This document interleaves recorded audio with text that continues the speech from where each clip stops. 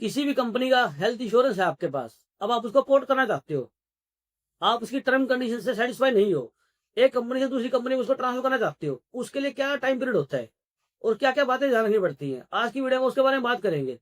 सबसे पहले आपको यह ध्यान रखना है कि अगर आपका जो इंश्योरेंस है किसी भी हेल्थ इंश्योरेंस कंपनी से है, उसको आप चेंज करना चाहते हो, तो उसके लिए 45 दिन पहले आपको अप्लाई करना पड़ता है। उसके लिए क्या क्या पेपर चाहिए, आपकी जो पिछली पॉलिसी है उन पॉलिसी की कॉपी, जो भी आपके पास अवेलेबल हो, 1 साल 2 साल 3 साल 4 साल, वो सारी कॉपी आपको देनी पड़ेगी। साथ में जितने मेंबर पॉलिसी के अंदर ऐड है उन सबका आधार कार्ड पैन कार्ड, वो इसलिए देना पड़ेगा कि आप सबका नाम और डेट ऑफ बर्थ अच्छे तरीके से चेक करके नई पॉलिसी में मेंशन किया जाए। कई दफा क्या होता है, आधार कार्ड में नाम कुछ और होता है, डेट ऑफ बर्थ कुछ और होती है, जिसके कारण से आपका क्लेम रिजेक्ट हो जाता है।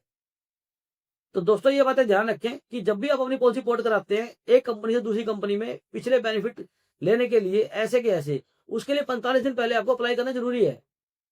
और सबसे बड़ी बात ध्यान रखने वाली ये है कि अगर आपको पुरानी पॉलिसी के अंदर कोई बीमारी थी, कोई ऑपरेशन हुआ था, कोई सर्जरी हुई थी, या कोई आप दवाई खाते हो, आप जब भी अपनी पॉलिसी पोर्ट कराते हो तो उस समय वहां पे आपको डिस्क्लोज करना जरूरी है, बताना जरूरी है कि भाई मैं ये दवाई खाता हूँ, मेरा ये ऑपरेशन हुआ था और ये मेरा डिस्चार्ज है।